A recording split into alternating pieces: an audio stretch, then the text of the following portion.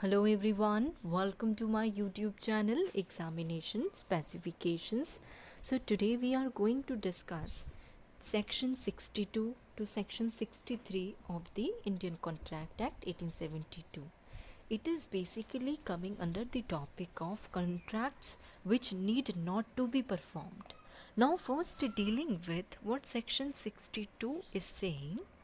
Section 62 बोलता है effect of novation rescission and alteration of contract if the parties to a contract agree to substitute a new contract for it or to rescind or alter it, the original contract need not to be performed.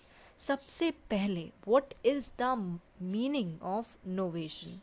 Novation means new contract. ठीक है, novation का मतलब होता है new contract. अब पहली बात, आप लोगों ने सेक्शन 10 पढ़ा होगा इंडियन कॉन्ट्रैक्ट एक्ट का.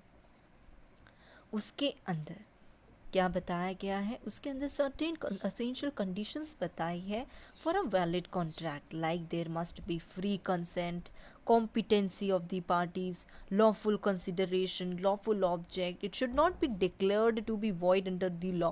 These all are the certain conditions required for the valid contract. I have already covered up. You people can check out in my playlist. ठीक है, अब इस सेक्शन 62 में क्या बोलता है देखो. अब ये सेक्शन 62 जो है वो सर्टेन असेंशियल कंडीशंस बताता है. 62 की क्या असेंशियल कंडीशंस हैं? पहली बात, वहाँ पे कंसेंशस एड ईडियम होना चाहिए दो पार्टीज के बीच में, means there must be mutual understanding between the two parties. Second बोलता है कि there should be a previous contract enter into between the two parties. जो दो पार्टीज हैं उन दोनों के बीच में एक ऑलरेडी एग्जिस्टिंग प्रीवियस कॉन्ट्रैक्ट होना चाहिए. अब थर्ड बात बोलता है सब्स्टिट्यूशन, रेसिशन और ऑल्टरेशन होना चाहिए कॉन्ट्रैक्ट का, which gives rise to a valid contract. Means कि जो ऑलरेडी एग्जिस्टिंग कॉन्ट्रैक्ट होता है वो सब्स्टिट्यूट होकर न्यू कॉन्ट्रैक्ट में क्या होगा, न्यू कॉन्ट्रैक्ट फॉर्म करेगा, तो उसको हम नोवेशन ऑफ कॉन्ट्रैक्ट कहते हैं. जो पुराना कॉन्ट्रैक्ट है उसको सब्स्टिट्यूट करके जो न्यू कॉन्ट्रैक्ट होगा that will be novation of contract. एक केस था Lata construction and others versus doctor Ramesh Chandra Shah. इस केस में बोला गया था नोवेशन रिक्वायर करता है complete substitution of a contract, complete substitution of a new contract in place of the old one, and only in that condition the original contract does not have to be performed. means पुराने contract को पूरा हटाकर substitute कर कर जो new contract बनेगा that will be novation of contract, otherwise it will not be. ठीक है, so this section is talking about कि पुराने कॉन्ट्रैक्ट को सब्स्टिट्यूट करके न्यू कॉन्ट्रैक्ट में चेंज करो. ठीक है, और जो दो पार्टीज हैं they must agree, mean simple सी बात है, there must be consensus ad idem. दो पार्टीज एग्री करनी चाहिए and they must have to fulfil here the applicability of section 10 of the Indian contract act also, तभी तो contract बनेगा, है नी. सो इसका वो होना ज़रूरी है. अब इसका इलस्ट्रेशन देखो, इलस्ट्रेशन क्या बोल रहा है. A owes money to B under a contract. It is agreed between A and B, A, B and C that B shall thenceforth accept C as his debtor instead of A. The old debt of A to B is at an end and a new debt from C to B has been contracted. Simple सा मतलब है इस illustration का. क्या है मतलब कि ए ने बी को कुछ पैसे देने हैं, ठीक है, कॉन्ट्रैक्ट में.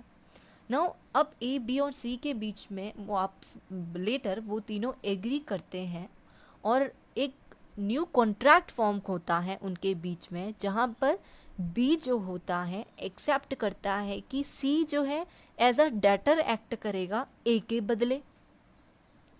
नाउ ओल्ड डेट ऑफ जो ए और बी के बीच में था वो ख़त्म हो चुका है जैसे ही इस न्यू कॉन्ट्रैक्ट का क्या हुआ, जैसे ही ये न्यू इनोवेशन हुआ, जैसे ये न्यू कॉन्ट्रैक्ट फॉर्मेशन हुआ। पहले क्या था, ए बी को देगा, अब ए के बदले C as a debtor act करेगा। Now the old debt of A to B is at end a new debt for C to B has been contracted. So this is the novation of contract. पुराने old contract को हर substitute करके new contract बनाना। So this is novation of contract. ठीक है। Now, what section 63 is saying, promisee may dispense with or remit performance of promise. Every promisee may dispense with or remit wholly or in part the performance of the promise made to him, or may extend the time for such performance, or may accept instead of it any satisfaction which he thinks fit. Now, what this section is saying? See, this means that this section gives the promisee two modes of discharging the contract. दो modes देता है ये promisee को contract को discharge करने के। Either first is by waiver और second is by remission. Now, ये सेक्शन 63 के अंदर एक तरीके से promisee की पावर की बात की गई है। वी कैन से क्या बोला गया है, promisee चाहे, अगर प्रॉमिसर ने काम पूरा नहीं किया तो प्रॉमिसी चाहे तो वो पूरा करने से मना भी कर सकता है। नो क्या 3 पॉइंट्स जो इस सेक्शन के अंदर मेन है, फर्स्ट ही कैन रेमिट और डिस्पेंस विथ इट, या फिर he can extend the time for the performance, और he can accept any other satisfaction instead of performance. So promisee यहाँ पे इन तीनों में से ये कर सकता है, because he has the power granted under section 63 of the Indian Contract Act 1872. Illustration, what this illustration is saying, A promises to paint a picture for B. B afterwards forbids him to do so. A is no longer bound to perform the promise. Now A जो है वो promise करता है B को कि वो उसकी picture को पेंट करेगा। नाउ बी जो है अब ए को मना कर देता है बाद में उसकी पिक्चर पेंट करने से। नाउ ऑटोमेटिकली इट इज़ ये डिस्पेंस हो चुका है contract. So A is no longer bound to perform the promise, क्योंकि प्रॉमिसी ने यहाँ पे उसको प्रॉमिस पूरा करने से मना कर दिया। तो उसने क्या करा, ही डिस्पेंस्ड द कॉन्ट्रैक्ट। तो यहाँ पे A is not bound to perform the promise. ठीक है। So this was all about section 62 and 63 of the Indian Contract Act 1872. You can check out my playlist also, videos related to other subjects of law.